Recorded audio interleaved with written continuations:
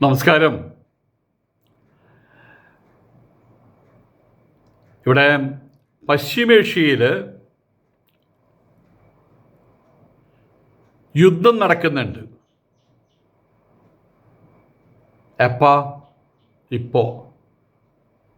അതിപ്പോൾ ഞങ്ങളെന്താ വേണ്ടേ? അല്ല, ഞാനത് പറഞ്ഞു മാത്രം, ഞങ്ങൾക്ക് അത് കേൾക്കുന്നു വേണ്ട. അത് യുദ്ധമാണ് അവിടെ നടക്കുന്നത്. ഇന്ന് യുദ്ധം, നാളെ സമാധാനം. തിങ്കളാഴ്ച യുദ്ധം, ചൊവ്വാഴ്ച സമാധാനം. ചൊവ്വാഴ്ച യുദ്ധം, ബുധനാഴ്ച സമാധാനം. വ്യാഴാഴ്ച ഒത്തുതീർപ്പ്, വീണ്ടും യുദ്ധം. അത് കഴിഞ്ഞ് വെടിനിർത്തൽ, പിന്നെയും ഒത്തുതീർപ്പ്, പിന്നെ വെടിനിർത്തൽ, പിന്നെ വെടിവെപ്പ്. ഇതിനൊക്കെ യുദ്ധം എന്ന് പറയാൻ പറ്റുമോ? ഇതൊക്കെ കോമാളിത്തരമല്ലേ വാസ്തവത്തിൽ അവിടെ നടക്കുന്ന അത്രയും? ഞങ്ങൾക്കത് കേൾക്കണ്ട. ആരാ പറഞ്ഞതറിയോ? നമ്മുടെ ചാനലുകൾ. അവിടെ യുദ്ധം നടക്കുന്ന സമയത്ത്, യുദ്ധം തുടങ്ങിയ സമയത്ത് കാലത്ത് പോലും വൈകുന്നേരം വരെയും, വൈകുന്നേരം പോലും കാലത്ത് വരെയും മുഴുവൻ പറഞ്ഞിരുന്നത് അവിടുത്തെ യുദ്ധത്തിൻ്റെ ഗതിവിഗതികളെക്കുറിച്ചാണ്.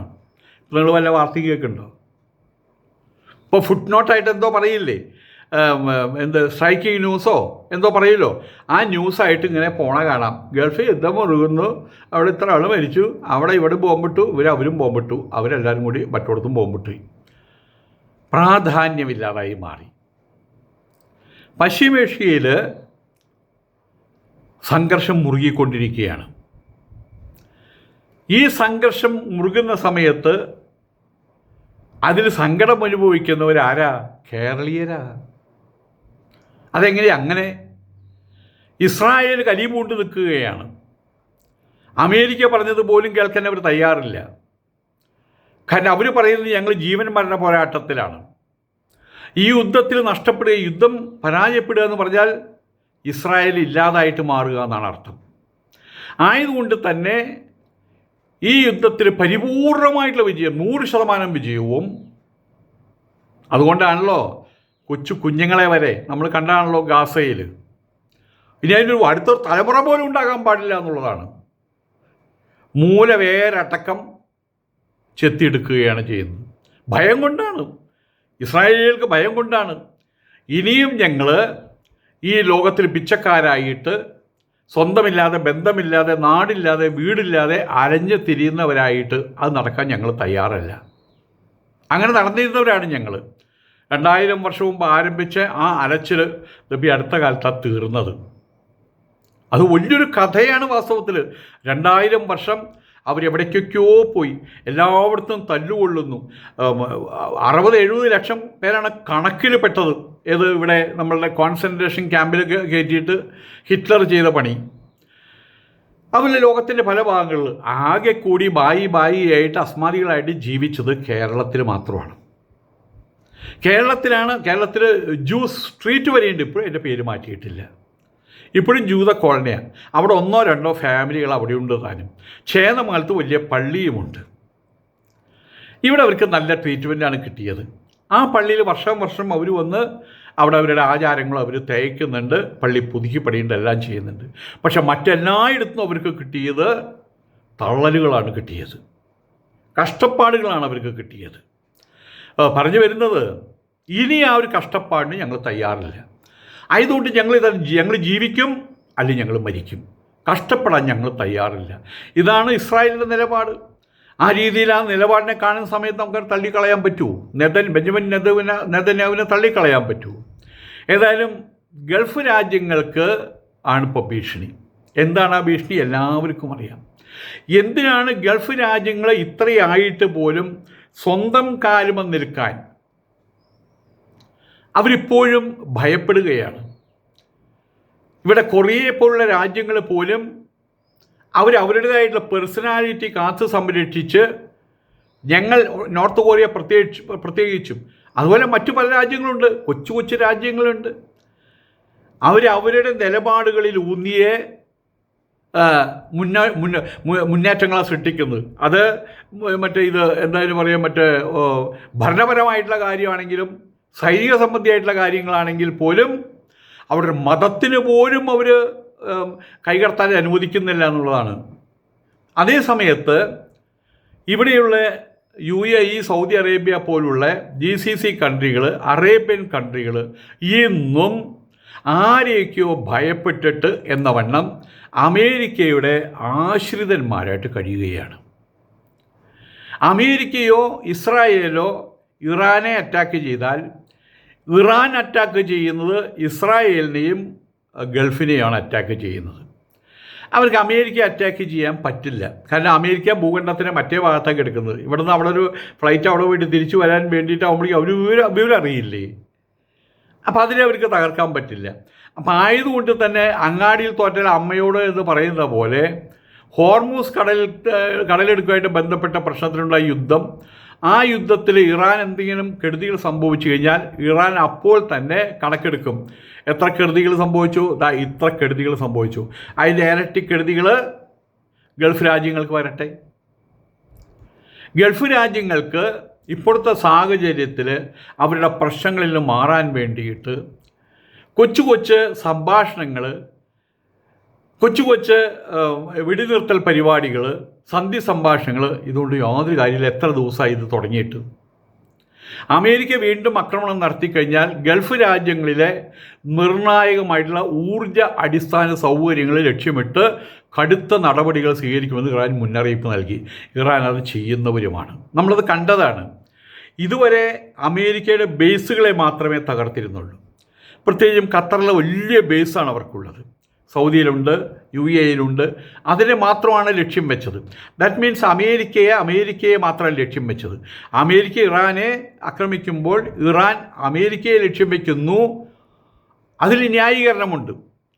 ഗൾഫ് രാജ്യങ്ങളിലുള്ള അമേരിക്കൻ സങ്കേതങ്ങളെ ലക്ഷ്യം വെച്ചിരുന്നത്. പക്ഷേ ഇപ്പോൾ അവർ പറഞ്ഞിരിക്കുകയാണ്, ഇനിയും അമേരിക്ക വീണ്ടും ഞങ്ങളെ കയറി ആക്രമിച്ചു കഴിഞ്ഞാൽ, ഞങ്ങളെ ബുദ്ധിമുട്ടിച്ചു കഴിഞ്ഞാൽ ഗൾഫ് രാജ്യങ്ങളിലെ നിർണായകമായിരിക്കുന്ന ഊർജ അടിസ്ഥാന സൗകര്യങ്ങൾ, എണ്ണ ഉൽപ്പാദന കേന്ദ്രങ്ങൾ, അതുപോലെ തന്നെ റിഫൈനറികൾ, അവിടെ നിന്ന് എണ്ണ കൊണ്ടുപോകുന്ന പാതകൾ, ഈ ലക്ഷ്യമിട്ടിട്ട് കടുത്ത പ്രതികാര നടപടികൾ, ബോംബിംഗ് അടക്കമുള്ള കാര്യങ്ങൾ ചെയ്യുന്ന ഇറാൻ മുന്നറിയിപ്പ് നൽകിയിട്ടുണ്ട്. എന്തെങ്കിലും ഒരു തീരുമാനമെടുക്കാതെ അമേരിക്കയുടെ ആശ്രിതത്വത്തിൽ നിന്ന് മാറിയാൽ അതൊരു പേടി. അമേരിക്കയെ പേടിക്കണം, ഇസ്രായേലിനെ പേടിക്കണം. ഇനി കാലാകാലങ്ങളായിട്ടുണ്ടായിരുന്ന ആശ്രിതത്വം അതുപോലെ തുടർന്നു കഴിഞ്ഞാൽ ഇറാനെ പേടിക്കണം. അപ്പോൾ മേലോട്ട് ഒഴിയാൻ വയ്യ, താഴോട്ട് ഒഴിയാൻ വയ്യാത്തൊരവസ്ഥയിലാണ് ഇപ്പോൾ ഗൾഫ് രാജ്യങ്ങളുള്ളത്. ആ സങ്കടങ്ങൾ കൂടുതൽ സഹിക്കുന്നത് നമ്മളുടെ കേരളീയർ കൂടിയാണ്. കാരണം അവിടെയുള്ള ഭൂരിഭാഗം ആളുകളിൽ ഇന്ത്യയിൽ നിന്നാണ് ഈ കേരളത്തിലുള്ള ആൾക്കാർ അവിടെയുള്ളത്. മറ്റു രാഷ്ട്രങ്ങളിൽ നിന്നുണ്ട്. അവർക്ക് ഈ വിഷമങ്ങൾ സഹിക്കേണ്ടി വരുന്നു എന്നർത്ഥം. കേരളത്തിൻ്റെ എക്കണോമി, പ്രത്യേകിച്ച് കേരളത്തിലുള്ള പ്രവാസികൾ, അതിനകത്ത് ഞാൻ ആരോ പറഞ്ഞു, അതിനകത്ത് 85% മുസ്ലിങ്ങളാണെന്നാണ് പറയുന്നത്. അവരുടെ എക്കണോമിയാണ് തകരാൻ പോകുന്നത്. ഇവിടെ ഹോർമൂസ് കടലിടുക്ക് തുറക്കുന്നതുമായിട്ട് ബന്ധപ്പെട്ട കരാറ് ഇറാനും ഒമാനും തമ്മിൽ അന്തിമഘട്ടത്തിലാണ്. ഇത് അന്തിമഘട്ടത്തിലാണ് എന്ന് പറയുന്ന സമയത്ത് തന്നെ വെടിവെപ്പിൻ്റെ ശബ്ദം കേൾക്കാം. ആയതുകൊണ്ട് തന്നെ ഇനിയിപ്പോൾ ഇത്ര മാത്രമേ ഉള്ളൂ. അവിടെ കരാറ് ചർച്ച നടന്നോട്ടെ. ചർച്ചയിൽ എന്തെങ്കിലും തീരുമാനമായിട്ട് അതിൻ്റെ ഇമ്പാക്റ്റ് അവിടെ കാണട്ടെ. എന്നിട്ടാവോ ഞങ്ങളിവിടെ ചർച്ച ചെയ്യുന്നതാണെങ്കിൽ ലോക പത്രങ്ങൾ, ദൃശ്യശ്രാവ്യ മാധ്യമങ്ങളുടെ നിലപാട് അതാണ്. കാരണം അതാണ് ഇവിടെ നടക്കുന്നത്. എവിടെയെങ്കിലും ഒരു സന്ധി ചർച്ച, ഒരു കരാറിന് വേണ്ടിയിട്ടുള്ള സന്ധി ചർച്ച നടക്കുമ്പോൾ നമ്മൾ എന്താ മനസ്സിലാക്കുന്നത്? അടുത്ത ആഴ്ച യുദ്ധം. ഇതാണ് അവിടെ ചെയ്തു വരുന്ന കാര്യങ്ങൾ. അതുകൊണ്ട് അവർ വിശ്വസിക്കാൻ കഴിയുന്നില്ല. ഇവിടെ പേർഷ്യൻ ഉൾക്കടലിലേക്കുള്ള കപ്പൽ പാത ഇറാൻ്റെ നിയന്ത്രണത്തിൽ, പുറത്തേക്കുള്ള പാത ഒമാൻ്റെ നിയന്ത്രണത്തിൽ, അങ്ങനെയൊരു കരാറാണ് രൂപപ്പെട്ടു വരുന്നത്. ഈ കരാർ ഒരു സത്യമായി കഴിഞ്ഞാൽ ജൂൺ 17 ഒപ്പുവെച്ച ഇറാൻ US വെടിനിർത്തൽ പുനഃസ്ഥാപിക്കപ്പെടും. പശ്ചിമേഷ്യയിൽ 5 മാസമായിട്ട് തുടരുന്ന സംഘർഷത്തിന് വിരാമമാവുകയും ചെയ്യും. ഇതൊക്കെ ഇപ്പോഴും സ്വപ്നമായിട്ട് നിലനിൽക്കുകയാണ് കേട്ടോ, സത്യമായിട്ടില്ല. കരാർ ഉടൻ ഉണ്ടാകുമെന്നാണ് US പ്രസിഡന്റ് ഡൊണാൾഡ് ട്രംപ് വ്യക്തമാക്കിയിട്ടുള്ളത്. ആര്? Donald Trump. അദ്ദേഹത്തിന് വേറൊരു പേര് നമുക്ക് കൊടുക്കാം, ഡൊണാൾഡ് കുറുപ്പ്. കുറുപ്പിൻ്റെ ഉറപ്പും കിഴിഞ്ഞ ചാക്കും കീറിയ ചാക്കും കുറുപ്പിൻ്റെ ഉറപ്പൊന്നും പറയില്ല എന്ന് പറഞ്ഞ പോലെ കരാർ ഉടനെ ഉണ്ടാകുമെന്ന് US പ്രസിഡന്റ് ഡൊണാൾഡ് ട്രംപ് പറഞ്ഞാൽ നമുക്കത് വിശ്വസിക്കാൻ പറ്റില്ല. അതേപോലെ ഒന്നും വിശ്വസിക്കാൻ പറ്റില്ലല്ലോ.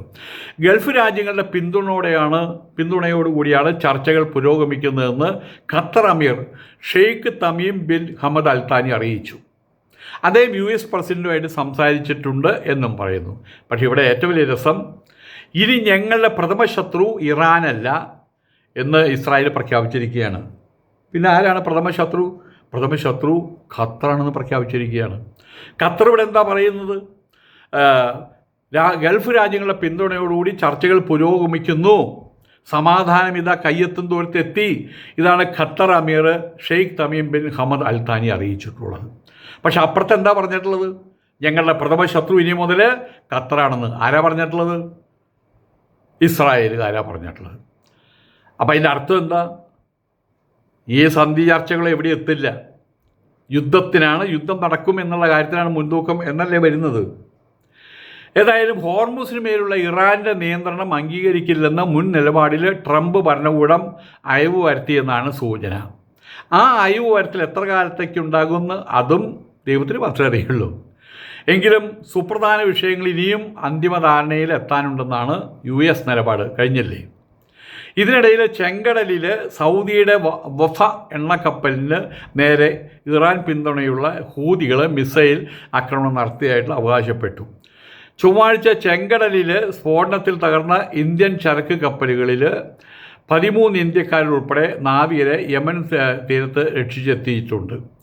ഹോർമൂസ് കടലിടുക്ക് ഇറാൻ അടച്ചതിനെ തുടർന്ന് ചെങ്കടലിലെ ബാബുൽ മൻദീബിൽ ഹൂതികൾ സൗദിക്കെതിരെ ഉപരോധം പ്രഖ്യാപിച്ചിട്ടുണ്ട്. ഇതൊക്കെ എവിടെയാണ് ഈ പറഞ്ഞ സ്ഥലങ്ങളെന്ന് നമുക്ക് ആർക്കും അറിയില്ല. പിന്നെ മാപ്പിൽ നോക്കി കാണാം. പക്ഷേ അതിൻ്റെ പ്രാധാന്യം എന്താണെന്നൊന്നും പഠിക്കാൻ നമുക്ക് ഇപ്പോൾ താല്പര്യമില്ല. പക്ഷെ ഒന്നറിയാം, ഇപ്പോഴും അവിടെ വീട് കെടുക്കുകയാണ് പൊട്ടാത്ത പടകങ്ങൾ. തൃശ്ശൂർ പൂരയ്ക്കും കഴിഞ്ഞാൽ പിന്നെ കുറേ ദിവസങ്ങളോളം, ചിലപ്പോൾ 3-4 ദിവസങ്ങളോളം ചിലപ്പോൾ എന്നൊരു പൊട്ടയ്ക്കും പൊട്ടും. അവിടെയും ഇവിടേക്കും ആയിട്ട് പൊട്ടാതെ കിടക്കുന്നത് ചിലപ്പോൾ പൊട്ടും എന്നാണ് പറയുന്നത്. എന്ന് പറയുന്ന പോലെ പിള്ളേരൊക്കെ ചിലപ്പോൾ എടുത്തു കൊണ്ടുപോകും, പടങ്ങളൊക്കെ എടുത്തു കൊണ്ടുവന്നിട്ട് അപകടങ്ങളൊക്കെ ഉണ്ടാവും. എന്ന് പറഞ്ഞ പോലെ പശ്ചിമേഷ്യ ഇപ്പോഴും ഹൈലി അലർട്ടഡാണ്. അവിടെയുള്ള ആളുകൾ ഇപ്പോഴും അതെ കാല് നിലത്തൂന്നിയിട്ടല്ല നടക്കുന്നത്, അല്പം പറന്നിട്ടാണ് നടക്കുന്നത്. കാരണം എപ്പോഴാണ് ഏത് സമയത്തും അവർ അലർട്ടഡാണ്. പുറകിൽ നിന്നൊരാൾ ഒരടി അടിച്ച് വിളിച്ചു കഴിഞ്ഞാൽ, സുഹൃത്തിനെ വിളിച്ചു കഴിഞ്ഞാൽ അതുപോലും അയ്യോ എന്ന് പറഞ്ഞ് തിരിഞ്ഞു നോക്കേണ്ട ഗതികേടാണ്. ഒരു വല്ലാത്തൊരു പാനിക് അവസ്ഥയാണുള്ളത്. ആയതുകൊണ്ട് തന്നെ ഗവൺമെൻറ്റിൻ്റെ പ്രഖ്യാപനം വരുന്നതിന് മുമ്പ് തന്നെ പകൽ സമയത്തെല്ലാം എല്ലാ ജനലുകളും അടച്ചിട്ടിരിക്കുകയാണെന്നാണ് പറയുന്നത്. അവിടെ ആളുകൾ പുറത്തേക്ക് ഇറങ്ങുന്ന സമയത്ത്, ഇപ്പോൾ ഈ അടുത്ത കാലത്ത് 2 ദിവസം മുമ്പാണ് ജബൽ അലിയിൽ അരമണിക്കൂറിനകത്ത് 7 സ്ഫോടനങ്ങളാണ് ഉണ്ടായത്. അതെന്തുകൊണ്ടുണ്ടായെന്ന് അറിയില്ല. പുകയിരുന്ന ഫോട്ടോ കണ്ടു. ആ പുക ഉയരുന്ന ഫോട്ടോ എടുത്ത ആളെയും അറസ്റ്റ് ചെയ്തിട്ടുണ്ട്. അപ്പോൾ അവിടെയും എന്തൊക്കെയോ ശരിയല്ലായ്മകൾ നടക്കുന്നുണ്ട് എന്ന് സാരം. എന്തായാലും ഇറാനും അതല്ലെങ്കിൽ പശ്ചിമേഷ്യൻ രാജ്യങ്ങൾ, അതല്ലെങ്കിൽ ഇസ്രായേൽ, അതിനോടൊപ്പം US, അവർ തമ്മിലുള്ളൊരു യുദ്ധം നമുക്കൊരു പ്രശ്നമായിട്ട് വരുന്നത് എന്തുകൊണ്ടാണ്? നമ്മുടെ സഹോദരങ്ങൾ പ്രവാസികൾ അവിടെ വേണ്ടത്രയുണ്ട്. ആ പ്രവാസികൾ ഉണ്ടാക്കുന്ന പണം ആ പ്രവാസികളല്ലാത്ത ആളുകളും അനുഭവിക്കുന്നുണ്ട്. ആരോ പറഞ്ഞു കാൽനട നടരായ സർവീസിൽ പോയ ആൾക്കാർ മുഴുവൻ ഇപ്പോൾ ബസ്സിലേ സഞ്ചരിക്കുള്ളൂ. ബസ്സിൽ സഞ്ചരിച്ചവർ മുഴുവൻ ഇപ്പോൾ കാറിലേ സഞ്ചരിക്കുള്ളൂ. കാറ് മാത്രം വലിയ കാറ് വാങ്ങിച്ച് സഞ്ചരിച്ചവർക്ക് മുഴുവൻ ഇപ്പോൾ ഹെലികോപ്റ്ററാണ്. ഹെലികോപ്റ്റർ അതിൻ്റെ കാലഘട്ടം കഴിഞ്ഞപ്പോൾ നേരിട്ടുള്ള ജെറ്റ് ഫ്ലൈറ്റുകളാണ്. നമുക്ക് അഭിമാനം ഉണ്ടാക്കുന്ന കാര്യങ്ങളാണ് അതൊക്കെ. യൂസഫ് അലി സാഹിബിനെ പോലുള്ള ആളുകൾ കേരളത്തിന് അഭിമാനമാണ്. കാരണം പുറത്തു പോകുമ്പോൾ കേരളീയർക്ക് പറയാം, ഞങ്ങളുടെ നാട്ടിൽ ഞങ്ങളുടെ അവിടെയുള്ള പണക്കാർക്ക് ഇതുണ്ടെന്ന്. അവർ പണം ഉണ്ടാക്കുന്നുണ്ടെങ്കിൽ 3 നേരത്തിനപ്പുറം ആഹാരം കഴിക്കുന്നുണ്ട്. ഞാൻ കഴിക്കുന്ന ആഹാരം പോലും അവർ കഴിക്കുന്നില്ല എന്ന് തോന്നുന്നുണ്ട്. അപ്പോൾ അവർ അൾട്ടിമേറ്റ്ലി സമൂഹത്തിന് വേണ്ടിയിട്ടാണ് കഷ്ടപ്പെടുന്നത്. ആത്യന്തികമായിട്ട് അവർ സമൂഹത്തിന് വേണ്ടിയിട്ടാണ് കഷ്ടപ്പെടുന്നത്. സമൂഹത്തിൽ ജോലി സാധ്യതകൾ ഗവൺമെൻറ് കൊടുക്കുന്ന അതേ സാധ്യതകൾ ഗവൺമെൻറ് കൊടുക്കുന്ന അത്ര പറ്റില്ലെങ്കിലും അവരും മറ്റുള്ളവരെ തീറ്റിപ്പോറ്റുകയാണ് ചെയ്യുന്നത്. ആയതുകൊണ്ട് തന്നെ അങ്ങനെയുള്ള സംരംഭകർ, അങ്ങനെ അതിൻ്റെ പേരിൽ സന്തോഷം അനുഭവിക്കുന്ന നമ്മൾ കേരളീയർ, അവർക്ക് എല്ലാവർക്കും ഇപ്പോൾ മൂകതയാണ്. കാരണം എന്താണ്? അവരുടെ ഉള്ളിലൊരു ചോദ്യം ഉദിച്ചു ഉയരുകയാണ്. എന്നോട് പലപ്പോഴും പലരും പറയുന്നുണ്ട്, ഞാനിപ്പോൾ ഗൾഫിലായിട്ട് 20 വർഷമായി, 25 വർഷമായി, ഇനിയിപ്പോൾ ഗൾഫിൻ്റെ കാര്യമൊക്കെ എന്താവെന്ന് കണ്ടറിയണം, ഞാൻ നാട്ടിലേക്ക് വരികയാണ്. അതായത് അവരുടെ ഉള്ളിൽ ഒരു ഗദ്ഗതം, ഗൾഫ് ഇനി എത്ര നാൾ, ഗൾഫ് ഇനി എത്ര നാൾ എന്നൊരു ചോദ്യം. നമസ്കാരം.